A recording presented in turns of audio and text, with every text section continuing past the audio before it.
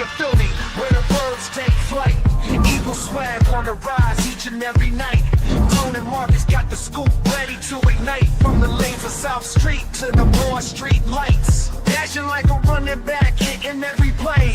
Blind guys in the zone, never led astray. Talking touchdowns, talking game day. Huddle around the mic, hear what they gotta say. I like an eagle soaring in the sky. Tone and Marcus always standing by. Bringing their heat, call it do or die. Philly squad, hear the battle cry. Fly like an eagle soars in the sky. Tone and Marcus always standing by. Bringing their heat, call it do or die. Philly squad, hear the battle cry.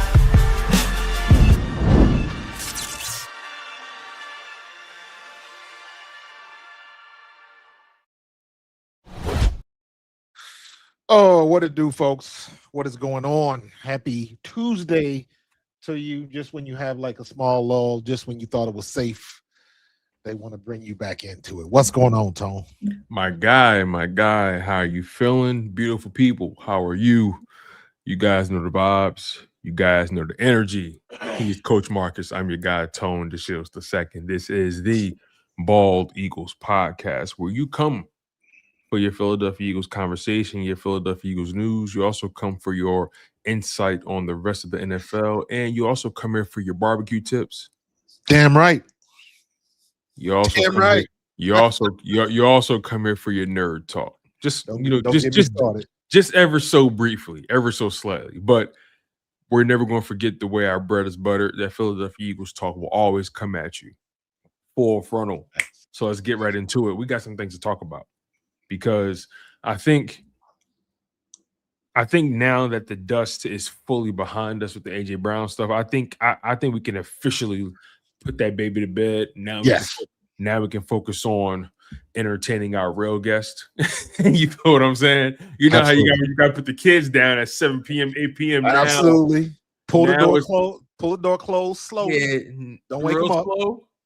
Now the party really starts. And rumors have been flying, of course. This is now the dead period, the lull period for the NFL offseason. Mandatory mini camps have all come to an end. A lot of people spoke. This is the first time some of the Eagles players was able to talk to the media this offseason, since losing that game to the 49ers. We heard from a lot of different people.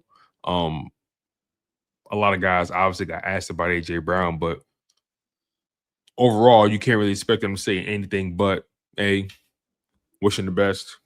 Hey, great times. Can't forget it. Just keep it moving. Then you move on, right? Yeah. But I think Howie Roseman, this organization with this dead time, I'm curious how they're going to spend it. I'm curious what they're thinking about in terms of making this team better. Are they just in this state of wait and see? Are they actively working towards something? What's your thoughts right now, or just where the Eagles stand from a roster perspective, Marcus? Nothing's changed.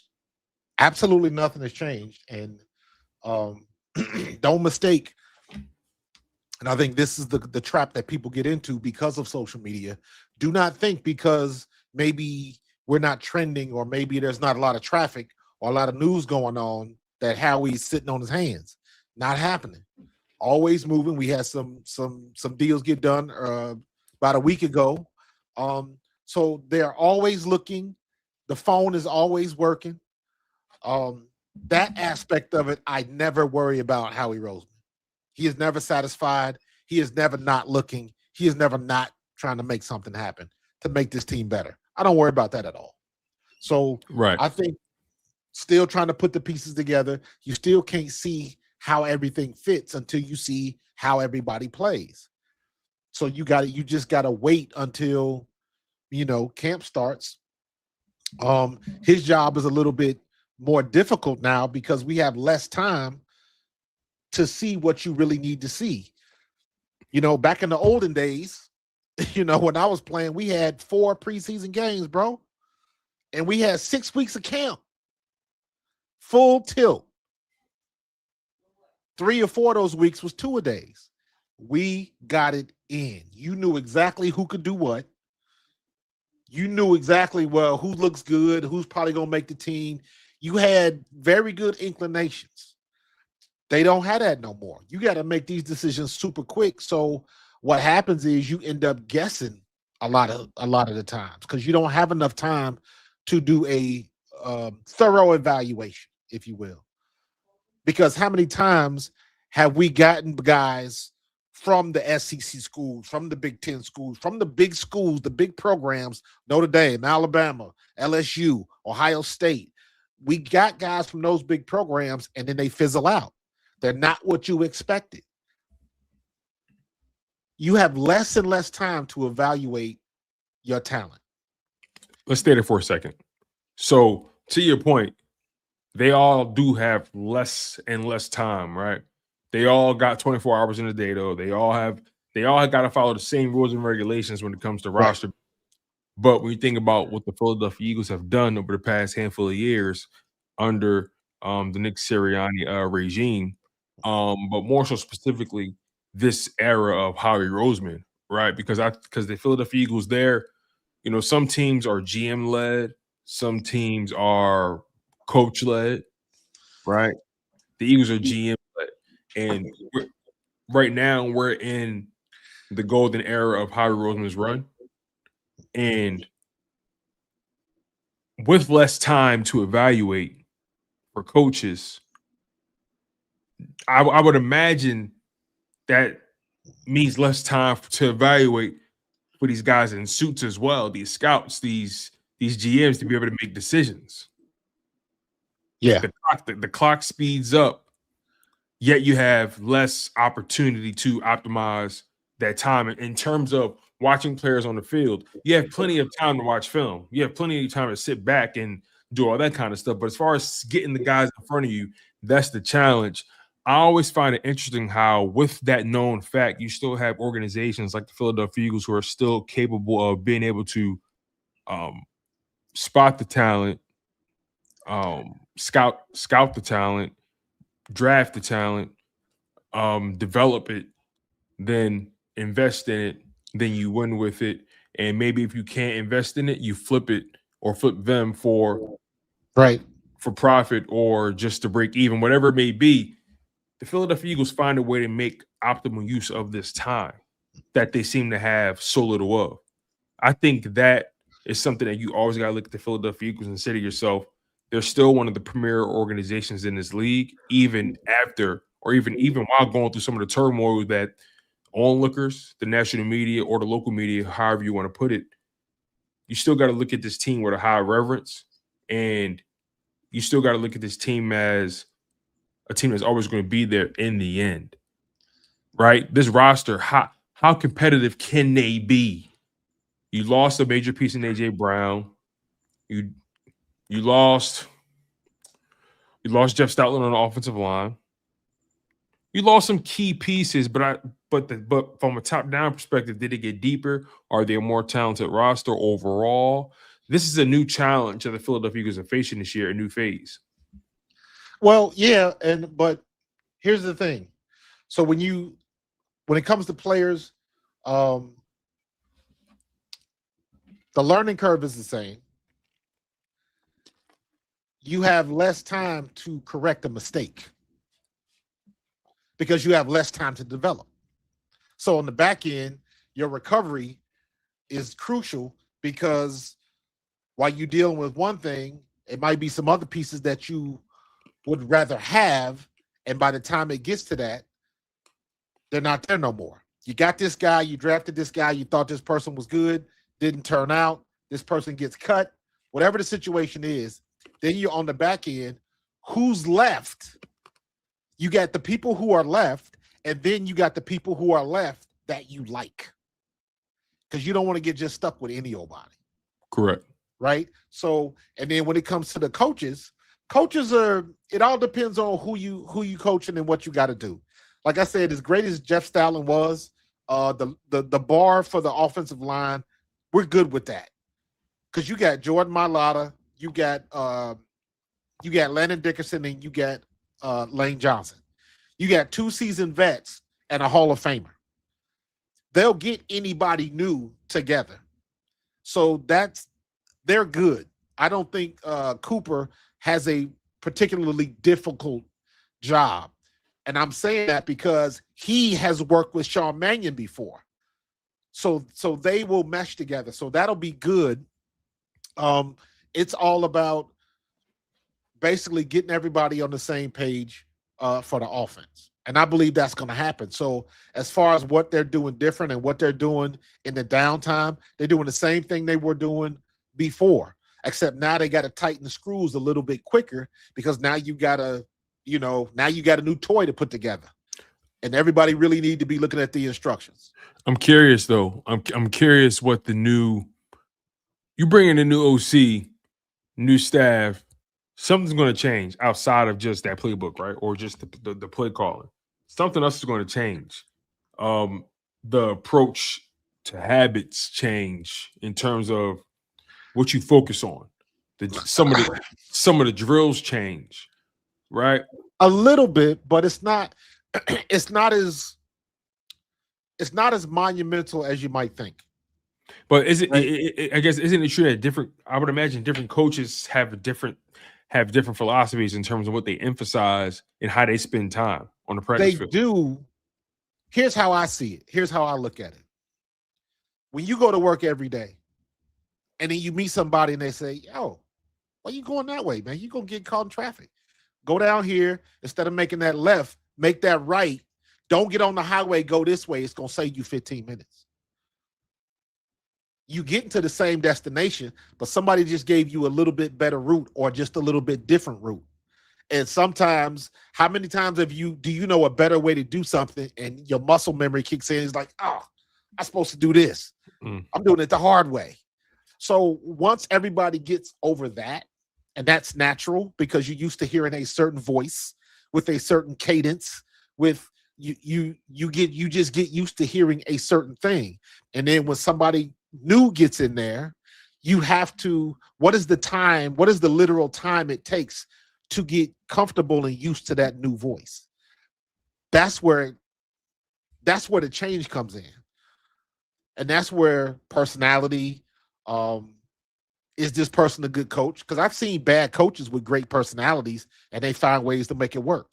I've seen great coaches with bad personalities and it doesn't work because they can't get along with nobody. You know what I mean? A famous example is I was in Camp Coughlin in Jacksonville when Tom Coughlin was just beating the hell out of everybody. I was in that camp. And then you fast forward to 7-8 years later when he got with the New York Giants. And he tried the same thing, and then the team revolted on him. And he had to change his ways. But at least he was smart enough to make that change, and they ended up going to the Super Bowl. But look at what it took to get him to that point, because he was old school, stuck in his ways, and blah, blah, blah. And then he finally realized that you can't make it without your players. So something's going to break. And it'll probably be you getting promoted to fan if you don't get this team together. And that's exactly what he did. So it comes down to getting used to a new voice. And we had it happen to us a couple years ago with Kellen Moore. Kellen Moore, we all great on Kellen Moore because he helped us win a Super Bowl. Right. Damn Skippy. But let's not forget, in week 4, when Lane Johnson, the leader of the offense, went into the office and was like, yo, why ain't we running the ball? Stop screwing around. Let's do what we do best. And that's exactly what they did. So it's all about you got them same tenets. They got to communicate. Everybody got to be on the same page. Eventually, everybody's going to get used to Sean Mannion. The reason why I'm so high on Mekhi Lemon right now is because Sean Mannion is new. Nobody's used to his voice yet. So the rookies, the new guys that come in, or the first-year vets, the second-year guys, they have a slight advantage because everybody's in the same boat. They don't know what Sean Mannion's going to do. They don't know what Scott Cooper's going to do with the offensive line. So all of the young guys are in a little bit of an advantage because usually the veterans, they know how things run. They know what this coach wants. They know what this coach is looking for. things like that. Now you don't have that. So everybody's kind of starting in the same level. There's some things that vets will always know better than everybody else. But when you get a new coach, when you get a new coordinator, when you get a new person that's calling the plays, everything changes. So everybody's got to learn something new. So that kind of evens the playing field. And what that does is it puts everybody kind of like we starting at the same level and we facing the same direction together. We all got to row together to get there. So there's pluses and minuses for it. But in the big scheme of things, it all comes down to how quick can Sean Mannion get everybody on the same page and convince them like, yo, trust me, this is going to work. That's what Kevin Patullo couldn't do. He couldn't get that done. Trust me, this is going to work, because we would have the one half where we put up 21 points. And then the second half, we throw for 13 yards in the second half. We had too many games like that. And it's like, dude, what is going on? Well, to your point, when you look at it, the football team performed exactly. They performed in such a way that resembled who their play caller was. Yes. Think about that. One day they're this, one day they're, or one quarter they're this, one quarter they're that, one drive they're this, one drive they're that, one half they're moving the ball, one half they can't get a single passing yard. I refuse to believe Jalen Hurts all of a sudden forgot how to throw a football. So that team resembled their play caller. Indecisiveness, inconsistent, not a lack of straightforwardness. That offense was Kevin Patullo. Right.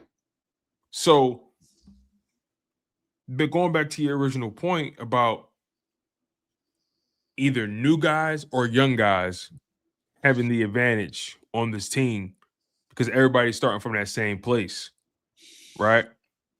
A new guy they just brought in on the D-line, on the pass rush, AJ Epinesa, 6'6", 260 pounds, decent player.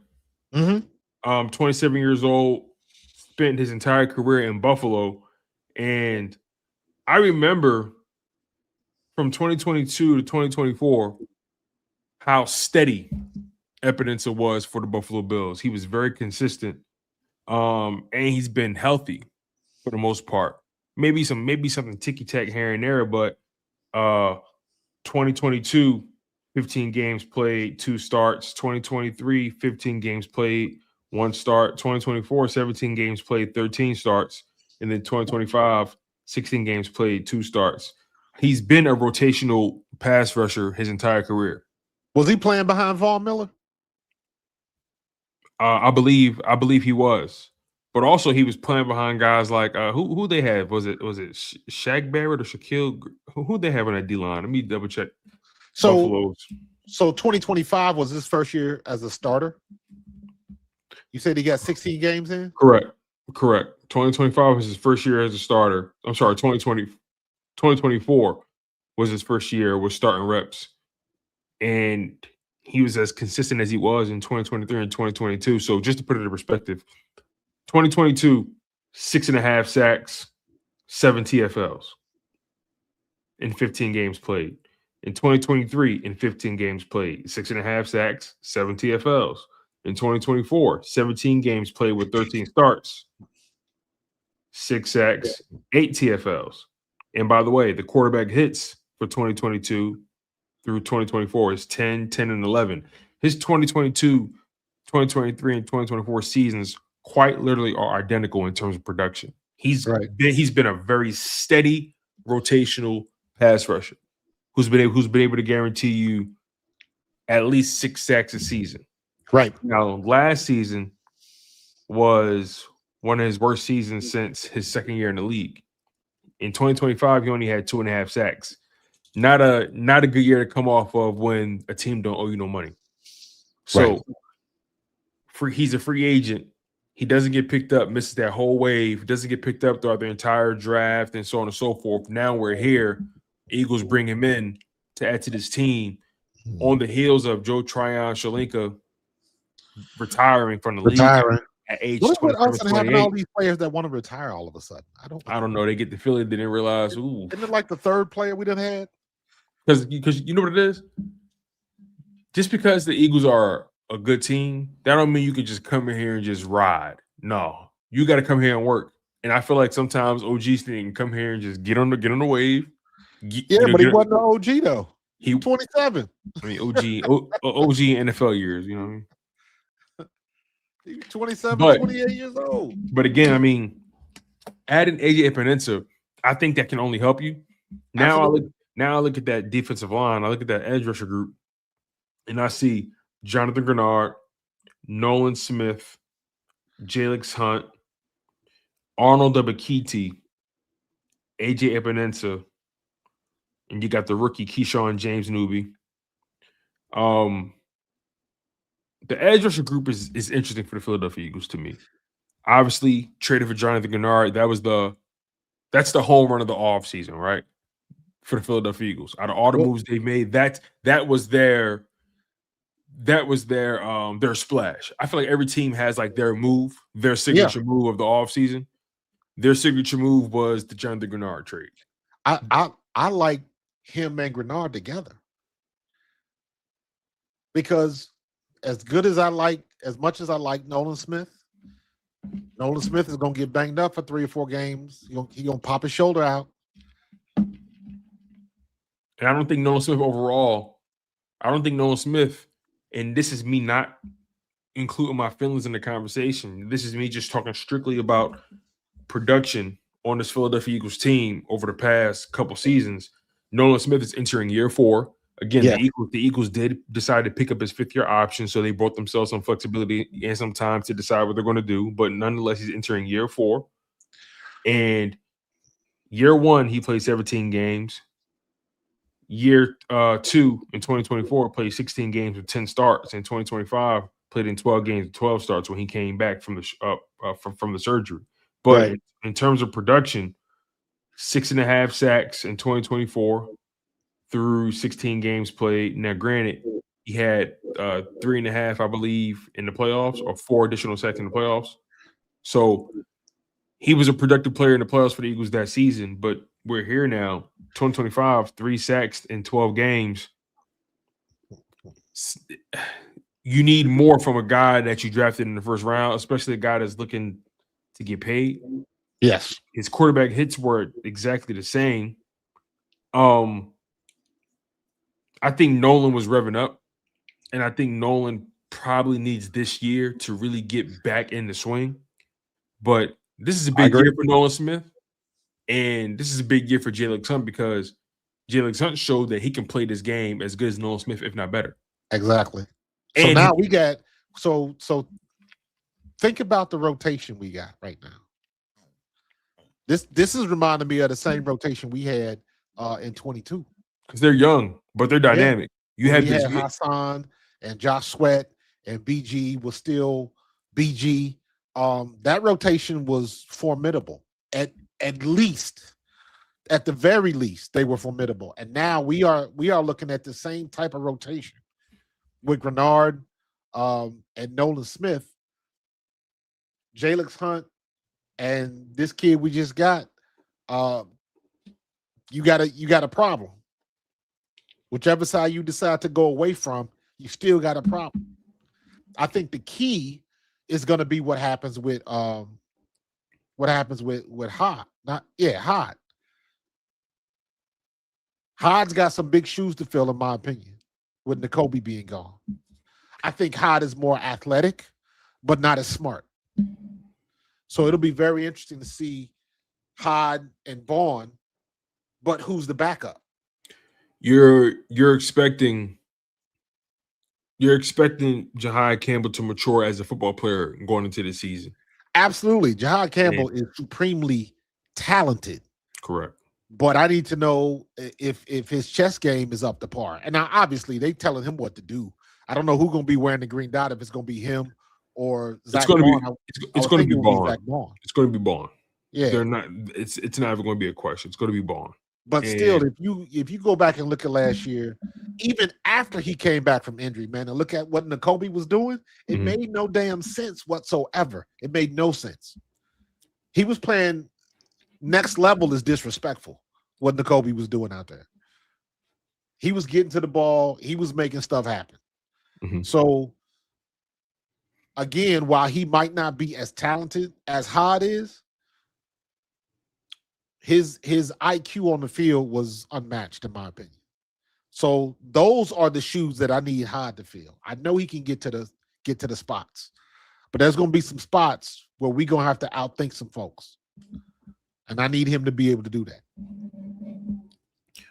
Yeah, the thing about the Eagles is, when we discuss the roster building process and who can execute and who we're concerned about, so on and so forth, we're discussing this from the perspective of how the Eagles may or may not be able to compete for the ultimate prize in the NFL, and that is the Lombardi Trophy, right? We're never comparing them to the bottom half or even bottom 75% of the league, right? When we talk about the Eagles and whether or not they're good enough, we're thinking about, okay, can they compete with the Rams for 4 quarters? Can they compete with the Bears for 4 quarters, or Detroit, whatever it may be? Now, Eagles pride, of course, they can compete with anybody in this league, right? That's Eagles pride. But we're coming off of a season where they were not able to perform despite having the personnel and being able to go player for player for any team in this league. They did not perform to that level. So that begs the question when you think about their peers, right? Like, how much of a gap do the Eagles have to trek in order to be seen or compared to those teams like the Rams, who've made a big splash this offseason going to get Myles Garrett? That's a big move. That's a huge move. They traded for Trey McDuffie. That's a big move, right? Bears are getting better. I think Green Bay, they traded for the linebacker from the Colts, my man Zaire Franklin out of Philly. Talented brother. You pair him with Micah Parsons, that's gonna be a long day for any offense. So a lot of these teams that are getting better, drafting well, the Eagles, we know they're doing the same thing, but they've gone through some changes this offseason and coming off of a season where they were one of the biggest disappointments in the NFC. The Eagles are looking to repair their reputation right now. I don't know if the repair. I don't know if they're repairing, because I look at it like we are reloading. We are reloading. When I think of repair, maybe the offensive line. They got to get repaired, because it was some bad news, man. We needed the green herbs on that offensive line. What was that? What's the Black Panthers, like magic herb or something like that? the heart-shaped plant. Crazy stuff, man. But the heart-shaped herb. Yeah, man. It depends on how you know how I feel about the situation, man. Everything has to revolve around what we do on that offensive line. The zone reads, Jalen being under center, and also remembering that what are we going to do as far as how much motion? Because Jalen's going to be under center, how is that going to be determined by what kind of motion we do? You know what I mean? Because one of the things that I'm looking for is when we when we go in motion, how much time is left on the clock, on the play clock? That's a good point. I am looking for them to utilize that play clock way better. Well, I'm looking at it from this point. The reason why we didn't do it last year, if you notice, if you watch a lot of games from last year, when we are running plays, Jalen's calling the snap when we got 2 and 3 seconds left on the play clock. Now, the reason why a lot of teams and a lot of offenses don't like to use a lot of motion is because when you go in motion, the defense shifts. And for the offensive lineman still got to mark who that Mike linebacker is and then you go from him out, depending on what you're doing. So basically, when you send somebody in a motion and the defense shifts, now you got to recalibrate. And if you don't have enough time to do it, what happens if you got to call a hot route? What if one of these linebackers blitzes? What if the free safety comes up and now he's another linebacker in blitz formation? So there's a lot of things that can happen when you send guys in motion. And if you do that and you only got 2 and 3 seconds left on the play clock, you can't make adjustments. That's an offensive line thing. Every time our offensive line goes to the ball, every time Cam Jurgens, remember when Jason Kelce was still here? What did Jason Kelce do every time he got to the ball? He put his hands on the ball, then he look up and he's pointing. The reason why he's pointing is for offensive linemen, everything they do revolves around where is the Mike backer? Where's the Mike backer? Once we find the Mike backer, everything goes off of him because he's the most important piece. We got to handle him first. Everything else revolves around him. If they can't locate the backer or if they make a mistake, that's how quarterbacks get their head blowed up. So I'm saying all that to say last year, the times we did go in motion and the play clock is down to 3 seconds, 2 seconds, how you going to readjust? So we basically, the defense knows they can't do anything because they moving too late. So they stuck with whatever they stuck with. Right. To me, that's a coaching issue. That's a Patullo problem. You got to get that in your scheme better, and you got to know what you got to do with at least 15, 18 seconds left on the clock. So once you do motion and get into your new formation, now you got to read the defense again. Well, that speaks to him being indecisive. Correct. And really not being prepared. And that trickles down. Yes. So then you bring in this new guy, Sean Mannion, who is very new on the job. But he's someone who's kind of gotten that seal of approval from some pretty respected people, in offensive play calling circles, like Matt LaFleur and Sean McVay, guys like that. So there's, at least in my opinion, you tell me if you've seen it, there's been this air of enthusiasm. Yes. With some of the, some of the leadership from a player perspective, Saquon and Milata, Lane. Yeah, Jalen. I remember Milata was the one that said he was an evil genius, right? Which is cool. We love to hear those things, right? That's the kind of thing that makes you excited, and you do your best to try to put the sugar to one side and put the vegetables on one side, right? You're trying to. I've never heard the word genius put on Patullo. Never. Like some guys are landing on thick like that. Some guys are, just keeping it casual. But I still believe that with newness, with freshness, there's always going to be this enthusiasm because you're being asked to do different things and you're being asked to think about your job and your sport differently. Yes. That's always exciting, right? I think what's even more exciting is the version of Jalen Hurts that we're going to be introduced to. He's been playing in shotgun a lot in his career. That's not to say he's not capable of going to center, but he's played in shotgun a lot. And I'm just curious to just see like this different speed of a player. I'm curious because what they're asking from this offense, he's going to have to float. He's going to have to be able to this sink or swim with this offense.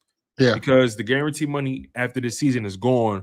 The Eagles are always thinking 2, 3, 4, 5 years down the line, they will never let a player hold the organization hostage.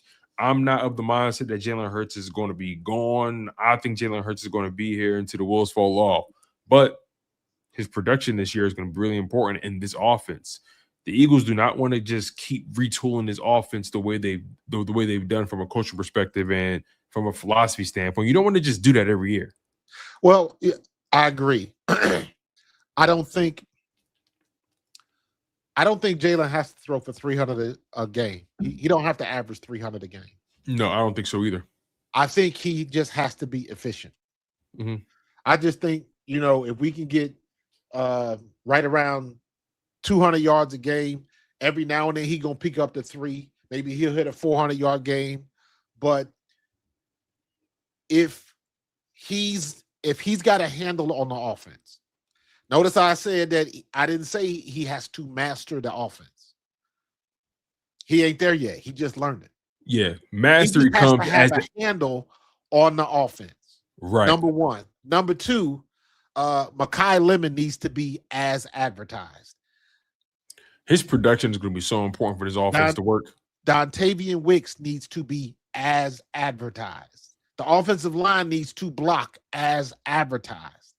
Our zone read runs need to be as advertised. If everything works the way they are supposed to work, I don't think this offense is going to have any problems. And let me say this now, and everybody listening, mark my words, and remember I said this. Don't let camp discourage you about what you see with the offense, because the defense is going to win in camp. Oh yeah, for sure, especially at this point. I mean, you've seen the reports about mandatory minicamp, and the defense has been dominating the offense. We have to curb the expectations when it comes to this offense right now, especially in mandatory minicamp. They're just learning this shit. These guys on defense, they've been together for 2-3 years. This would be their third season under Fangio, and they've been one of the best defenses. They've been a top 5 defense the past 2 seasons under Vic Fangio. So you got to understand they're going to be ahead of that offense. Yes, they're going to be taking chances. They're going to be moving guys around in that offense. I'm really curious to see how it looks in the preseason. Now, obviously, preseason is the generic stuff, but your philosophies are still the same, I would imagine. Yeah, that's going to be really how much are we going to see? To see some stuff, right? And you're not trying to play your hand in preseason. So even with the offense being generic, what is that going to look like? What is that going to look like? So, I want to see how. I mean, I want to see it all, man. I want to see how often they use Eli Stowers. I want to see what's our blocking situation, what our tight ends look like. Because if we're going to do all of these zone read runs that we talking about, that end man on the line of scrimmage has to be dealt with. And so, we need a tight end that can block. Explain, the science behind the zone read run, right? And compare it to its counterpart, right? There's the zone read run, and then there's what?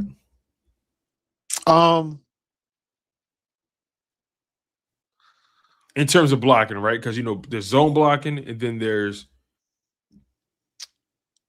So a lot of times, you know what? Think of it like basketball. Are you playing man-to-man? Are you playing zone?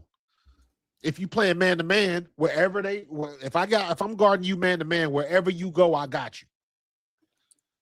Right. If I'm playing zone, so we're talking gap blocking. Into my area, I got you. If you leave my area, I go back to my spot and wait for somebody else to come in. Zone blocking is the same way. Zone blocking, you looking for a zone. You get into a spot. The first person you see in that spot is who you get. If nobody comes in that spot, you keep it moving. That's the beauty of the zone reads. There's technically, there's no hole. There's no 2, 4, 6, and 8. There's no pitch to 18 or anything like that. Right. The at least how I interpret it as you get the ball to the running back as deep as humanly possible.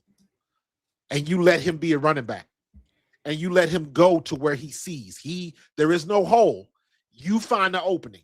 It might be a cutback. It might be a bounce out. It might hit it straight up. It all depends on what they do. But the beauty of the offensive line is they don't have to think as hard. They don't have to look.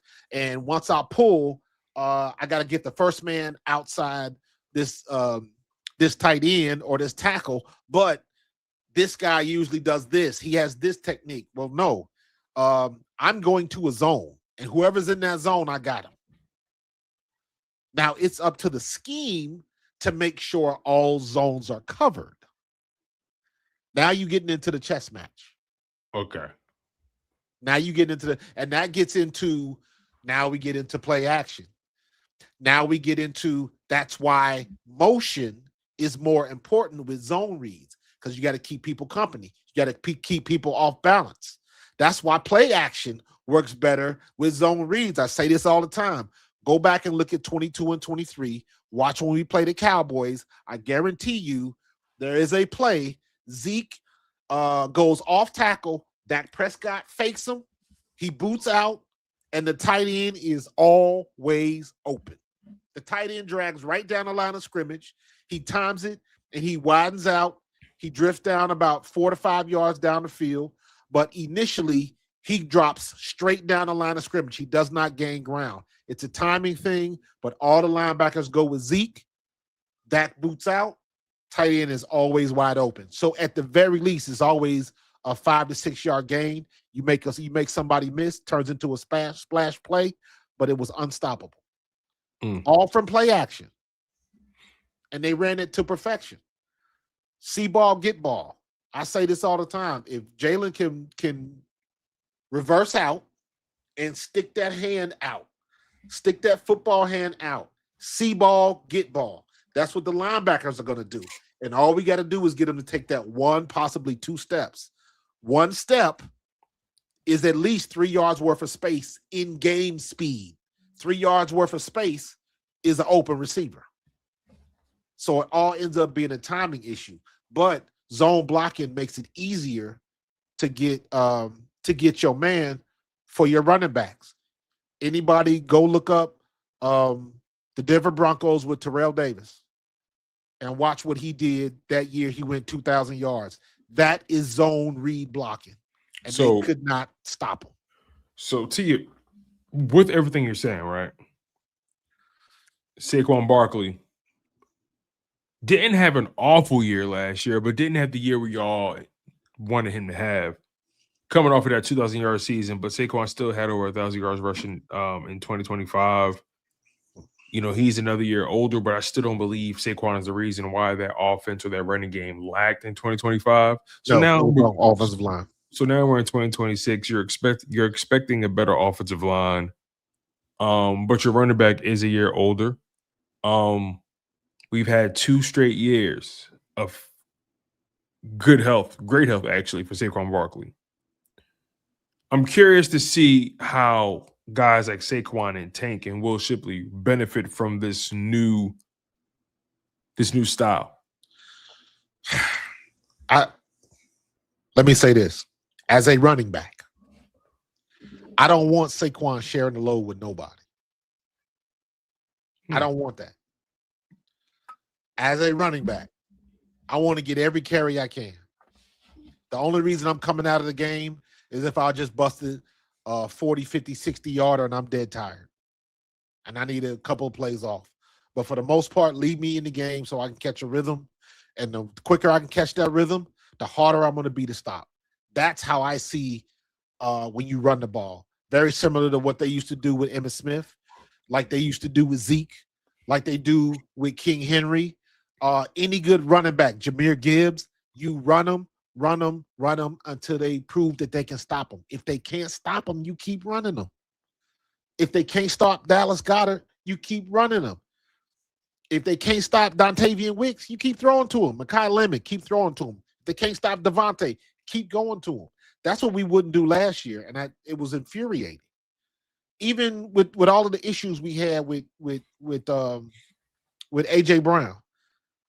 Because we could go back and look at a time when everybody knew AJ was getting the ball, and they still couldn't stop him. And I was like, Kevin, why did that change? That made no sense to me. And I think Sean Mannion is better than that. That's what I want to see. I want to see us dominate defenses like we did before. And however that manifests, if it's Jalen running, if it's thank you, Justin. If it's Jalen running, if it's getting the ball to Mekhi Lemon on slants, if Dontavian Wicks is coming deep across the middle, or if it's going deep to Devontae Smith, I don't care what it is. If it's working, keep working it. And for whatever reason, we would get away. We would run that play. We would run that inside slam play, and Cam Jurgens was getting destroyed. Getting destroyed. And if it wasn't for Saquon Barkley and some of the moves that he made behind the line of scrimmage, he wouldn't have got nowhere near 1,000 yards. He was making chicken salad out of chicken shit. Man. Plenty of times. And it made no, I mean, we know better now, but in the process, that was frustrating. And I was like, how come we can't freaking run the ball? And now we know why. So for him to get to for Saquon Barkley to get 1,000 yards with that offensive line, when we had a center that couldn't even walk, bruh, he was. So now coming from that, you go from 2,000 yards to barely 1,000, and now we go in zone reads. I'm expecting Saquon to have a hell of a year. So to that point, right? Because now I'm thinking about what he did. So do you think Saquon's touches? Because I'm trying to rack my brain around like just how this offense is going to flow in terms of the ball distribution. Because as the season progresses, your identity takes shape, and you know at a glance who you want to get the ball to. But sometimes the way a season goes, the ball may be funneling elsewhere just because of one guy may be really, really hot. I allowed the 2024 season. Yes. The ball was funneling to Saquon. He was cooking, so the ball just kept going his way, as it should have. But now I think about Saquon Barkley, who had 345 carries in 2024, had 280 in 2025. So that's a 65 carry disparity. Do we expect Saquon Barkley's carries to be north of 280? Or what was his average last year? As far as per game? Carries per game. It's interesting. For one, 2024 is a career high in terms of carries per game. He had 20 in 2024. He averaged 21.6 carries a game. Right. In 2025, that regressed back to the mean, which is averaging 17.5 carries a game in 2025. Right. In my opinion, Saquon Barkley should touch the ball at least 15 times a game. Those, and I'm talking carries. I'm not talking about screen passes and whatnot. Yeah, you're talking about legit. You're talking about legit handoffs. Legit handoffs. He needs to carry the ball at least 15 times a game. I know that's going to go up and down depending on what kind of success we're having. Mm-hmm. But as far as intentional game plan carries, minimum 15 for Saquon Barkley. Minimum 15. Game plan rushes. Right. Now, there's no reason you should. So what you're saying is there's no reason Saquon Barkley should leave any game. Now, obviously, again, sometimes games take on an identity, and they are what they are. But as far as intentionality, the Eagles should go into every game telling themselves 15 carries minimum, Saquon Barkley, pure run plays. Correct. That's what I think. Now, I know there are going to be some games where he gets 15 touches, and you're just going to have to live with it. And it really depends on what you do with it. I remember having games in college where I had 12 carries, 144 yards. I didn't need to carry the ball no more times than that. You know what I'm saying? So there are extenuating circumstances, how the game is flowing, different things like that. And I understand that. But 15 carries is enough to where your running back, you'll be able to tell by the 10th carry what's the offensive line doing. Can we handle the defense? Are we winning at the line of scrimmage? Are we not just running the play just to say we ran a play? That's what I hate. We ain't getting the yard all night and we running a play just to say we ran the ball. So just go with what works. Don't make it complicated and move the ball. And I think we should be able to do that. I was thinking about Saquon Barkley, right? And in terms of the not just the on field, but the off field. Remember, the Eagles gave him 2 contracts in the span of what, 10 months, 12 months. Yeah. Like, they gave him the initial contract when they signed him for agency, and then he re-upped him and gave him more money. But after this season, Did the they re-up Philadelphia, him, or did they? The contract looks better. Did they pay him a little bit more money and they gave him reduce more the money. overall costs? I think they increased his salary and Yeah, just that gave was him gave him more guaranteed dollars as well. I think that was a Howie move. Right. They rewarded him. Yeah. He was offensive player of the year, so on and so forth. But after this season, the Eagles have some flexibility with that contract. Absolutely. And on top of that, Tank Bigsby is in a contract year, so he'll be a free agent. So, I mean, I guess what's the floor in terms of Saquon Barkley's production where the Philadelphia Eagles, how well does Saquon Barkley need to play to keep the Philadelphia Eagles from looking his way? Don't look at overall yards. Look at yards per carry.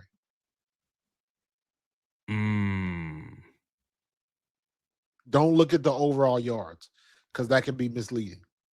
Look at the yards per carry. Every time we give him the ball, 2024, what was his yards per carry? It was 6 something, wasn't it? It was astronomical. It was 5.8 yards a game. Correct. The goal as a running back. Now, touch-wise, he was averaging 6 yards a touch, like 6 yards flat a touch, which is a career high for him. But he was averaging 5.8 yards per rush attempt. So that means, give him 5. Let's give him 5.5. So that means every 2 times you give him the ball, that's a first down. Yeah. That's ridiculous. In 2025, he was averaging 4.1.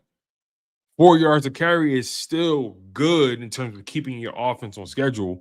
The goal is 4. The minimum for a running back is 4. Now he's at 4. That's supposed to be the bar. He was at 4.1 in 2025. Now listen to this, right? 2022, he was at, make sure I got this right here. 2022, he was at 4.4 yards in the attempt on the ground. That was in New York. In New York. 2023 in New York, 3.9 yards in the attempt. Yep. One of his worst, not including the injury year. 2024, obviously, his best year by far in his career, 5.8 yards. In 2025, 4.1. He needs to get that back up. I think, quite frankly, Saquon Barkley needs to average 4.5 plus this year, if not more. So, and this is why I say look at his yards per carry. Look at that average. Don't necessarily look at the yards, because it's going to be what the zone reads will do for you.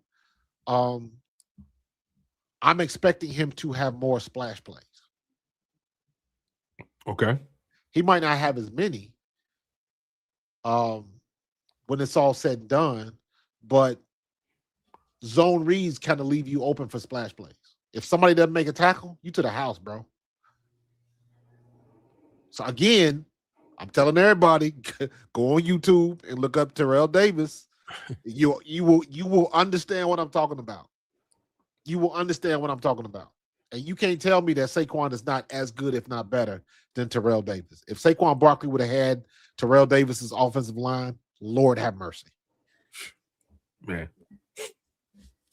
And we might have something similar to that this year. I was about to say his line not the worst. They just had a bad year. So, but you're only as good as your last year in this league. Yeah, and if the offensive line is just adequate, if they are just adequate, that is going to make Sean Mannion's job and Jalen Hurts' job so much easier.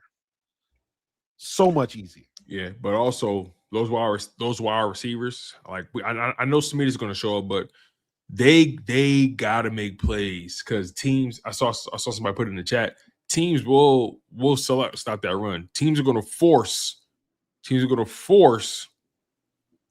those receivers to make plays and prove they can play. Yeah, but I'm okay with that. I'm okay with that, because we've proven we can handle that. We've proven too many times. Ask the Chiefs about how that worked out for them. We've proven we can handle that. You take Saquon away, we good.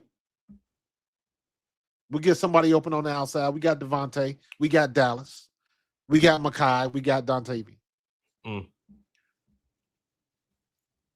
So it's just gonna look a little different. It's gonna look a little different. It's gonna look a little different, man. But here's the good thing about it looking different. That means the defense ain't seen it either. Yeah. You got about 4 weeks of the element of surprise.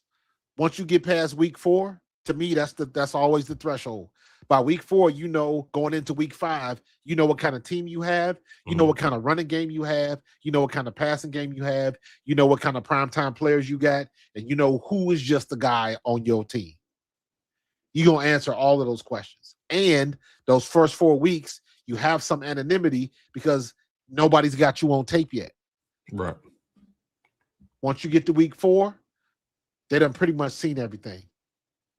Now it's about just matching up and do I have the right play against what I think you're going to run on defense. Now we get back to the chess match. So if we, and again, to me, everything revolves around what our offensive line looks like. Everything revolves around that. If our offensive line is doing their job and Saquon is 4.5 a carry, we good. We are good. That means the linebackers have to respect them. That means the free safety has to respect them. Mm-hmm. And play action works. Play action does not work in gun formation at all. Yeah, it's not the same thing. Not the same. Not the same. Not the same. So, Marcus, you're a player in this, and now you got this time off at the mandatory minicamp. How you spending it, man? Chilling. Playing a lot of golf. You any good? At that time, I was living in South Jersey. I was living up in Ramblewood, and I had an apartment right off the golf course. This is when me and Willie T got super tight. Willie T would show up at my apartment at 6:30, 7 in the morning. We would tee off, play 18 holes. We would play. Ramblewood has a red, white, and blue tees. I think Jaworski owns that course now. They had 27 holes, red, white, and blue. The blue tees, the ninth hole on the blue tees would finish off right by my apartment. So we would always end on the blue tees in the morning. Mm. So if we tee off at 7 o'clock, 10 o'clock, we pulling into the ninth hole. I would call Domino's right before we about to tee off on the ninth hole. We finished the ninth hole. I would take the golf cart to my apartment and just park it out front. We would chill out at my apartment. We'd be playing Madden on Sega Genesis, wait for Domino's to come, eat a pizza, and go out and play 18 more. We was doing that 2 and 3 times a week. So, yes, I was good at golf. I was shooting in the mid to high 80s. T was shooting like consistently low 80s, and every now and then he pop into the 70s. Golfing was what everybody did. So I've been thinking about getting into it. Whatever you do to relax. And it's easier to study now. If you wanted to study, you either had to have the setup at home or you had to go to the stadium to watch film. Now, all you got to do is get your iPad and tap into the server from home. So it's easier to study now. Now they got VR and all kind of stuff. Now everybody got the cameras on the helmets and all of that stuff. So it's so much easier to study the content. It's so much easier to get into the playbook now, as opposed to when I played, because when I played, you always had to study. Studying was not easy for me. I was not the greatest student because I'm an artist. So it took me, I didn't learn until I was in college. There's a different way to learn things. I'm visual. Some people can write stuff down and remember it. If you tell me your name, I can't remember it 5 minutes from now. You know what I mean? So now, if I can go on the iPad and look at all of the plays and just you know how it is, and you watch your favorite TV show 3 times in a row, and you'll be spitting out the lines like you study for the part yourself. It's the same thing with football. You watch it over and over again, watch it repetition. So in your mind, you already know what to do. And when you're talking about a new offense, knowing what to do helps. So when you on the field, you ain't got to think about it. When you thinking, that means you slow. You a step too slow. That's what Jalen is doing. Yeah, like I actually I don't know why I got this weird feeling that with AJ Brown being out of the again he has such a gravity, and Agreed. you know a guy like that. I mean, usually you have 1 or 2 guys like that on offense and or defense. Yeah. Look, a lot of people don't understand. Like, it's hard. Like when you got a team as talented as the Eagles have been the past few years, like it's not easy to manage that. Bro, we had 3. We had Devontae, we had AJ, and we had Jalen. Because don't get it twisted, Smitty got an ego too. He just manages. He manages it very well. Well, but he's a wide receiver. It's hard to be in that position and not have like just that air about you. You got to have that level of confidence in your abilities, and you got to want to touch the rock. Smitty reminds me of myself when I play. I was not a shit talker at all. Mm-hmm. But if you come chirping at me, I used to tell people this, bro, all you seeing in me is assholes and elbows, bro. That's it. That means I'm past you and you chasing me. And I'm not afraid. I averaged 6.7 yards a carry for my career, bro. Like, don't come talk to me like that. You trying to catch me. And the only time you being a running back, you always at the bottom of the pile, and you get them guys that's trying to stick fingers in your eye and all spit on their hands and try to rub it in your face and all. You subjected to all of that type of shit. So a lot of times I'm getting up off the ground feeling some kind of way. So, I like, okay, you gonna learn today. Yeah, I think the bottom line is they're still one of the most talented teams, by far, in their conference, in the NFL, and I think this offense is going to smooth. I do. I agree. But the bottom line is when we talk about the Eagles making the playoffs is the floor. Sometimes that's not even enough, right? We're comparing these. There's one team in the NFC that has everybody excited, and that's the Rams. Because the Rams, that's because of what they did this offseason. And as they should, they made the biggest splash. They probably made the splash of the offseason by trading for Myles Garrett.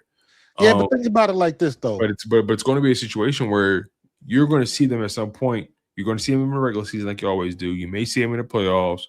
But we've seen that team push at a high level. I think the Panthers are going to be better this year. I think the 49ers are going to be healthier this year. It's going to be so important for this Philadelphia Eagles team to just get their rhythm, get their flow, create the identity that they want to create, and be effective and efficient and be able to push. Because I watched the playoffs last year. I watched those games. Those teams were playing at a different level. And when you watch the way the Eagles are playing in 2025 versus what those other teams and how they were playing in the playoffs, different. Yeah, but think about it like this. And it's not a talent disparity, by the way. It's not a talent thing. It was strictly just execution. Right. And on that note, on the note of execution, overall in the macro, how did we play last year? We played like hot garbage. I was about to say dog shit, but all right. We were very inconsistent. And then when we did put up big number games, it was against bad teams. Yep. Right? And some of the good teams still barely beat us. The games that we did lose, what was the conversation after we lost the game? How did we lose that game? There is no reason we should have lost to this team, that team. I think we only got soundly beat twice. Yeah. Yeah. Maybe. Most of the games we were in and we should have won. Yeah. And we go back to bitching about the offense. So I don't worry about the 49ers. I'm definitely not worried about Carolina. I'm definitely not worried about the only team that I would be concerned about is the Rams. But they said the same thing with Jared Verse. And I got all the respect in the world for Jared Verse because Jared Verse came and he handled his business every time he stepped on the field. Yeah. And guess what? Myles Garrett ain't seen. When's the last time Myles Garrett played against Lane Johnson? 2024, I think, actually. Been a minute. Yeah. Yeah. I just know this. I know the division's going to be a little better. I think I'm just looking at the field here. And this is not me playing scared money. My money always going to be on the table. I'm always at the crap table. Don't get it twisted. But I think it's going to be really important for this Eagles team to really hit the ground running and beat the people you're supposed to beat, compete at a high level, be efficient, be effective, sustain drives. But it all comes back to that running game, and I think Jalen Hurts has to perform, and I think he will. But on that note, we can start to close this thing out, man. Yeah, I think I'm ready for the camp to get here. I'm ready to see what I need to see from Sean Mannion. Yeah. So we have to get those questions answered. But again, I'm not going to get too excited one way or the other because I'm expecting our defense to dominate camp. I'm expecting that. However, when we had that damn joint practice with the Patriots. Oh my God. We need to go ahead and put that on Netflix, bro. Is that going to be in Philly or is that going to be in New England? That's in New England. Thank God. That is going to be the viewership for that is going to be through the roof. Thank God. They might want to make that pay-per-view, bro. AJ coming back to the link on the opposite side would just be a mess. So and the first one I want to see is AJ and Quinyon. Then I want to see AJ and Reek Woolen. Because Reek Woolen gonna step up and be talking cash. Yeah. And honestly, if I'm the Eagles, because Quinyon and Coop, they've battled AJ. That's the real relationship there. If I'm Reek Woolen, I'm like, I don't know him. I don't know him. So he catching these. He ops. I don't know this dude. He catching these. And on top of that, I think I spoke about this, but don't be surprised if you see some, in them OTAs, guys not OTAs, in those joint practices, guys get their licks in, man. Oh, it's gonna be a little chippy. Somebody gonna pop AJ one good time. Well, it's gonna be. Just remember, it's gonna be. It's always a linebacker. It's always a brute that do it. It's gonna be in the drills. It's not gonna be in team sessions. It's gonna watch the drills. The drills is where you're gonna see it one-on-ones. Because in team session, at the end of the day, ain't nobody trying to get hurt. True. So the team sessions, that's more is the quarterback putting the ball in the right position and this and that, and be where you're supposed to be. But ain't nobody really popping. Ain't nobody trying to take your head off. If somebody gets past Lane Johnson or Mailata and gets to Jalen Hurts, they're not taking him down. They're not putting Saquon to the ground.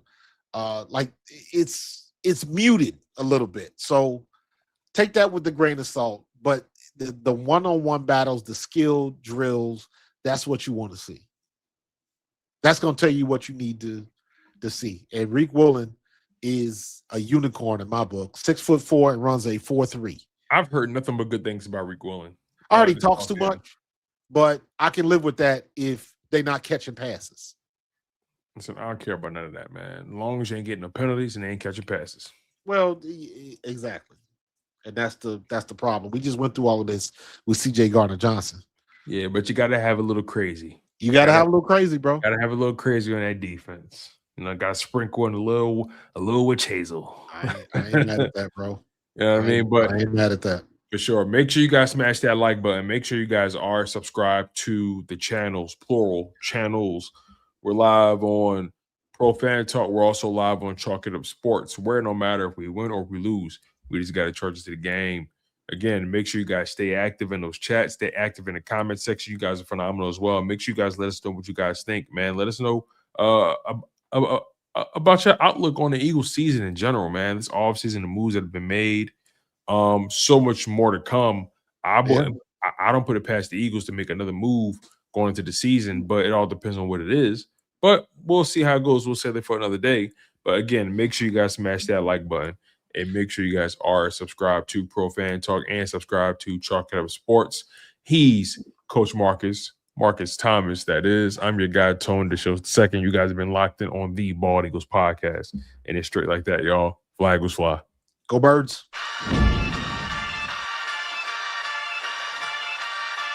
In the city of Philly, where the birds take flight, Eagle swag on the rise each and every night. Tone and Marcus got the scoop ready to ignite. From the lanes of South Street to the Broad Street lights, dashing like a running back, hitting every play. Fly guys in the zone, never led astray.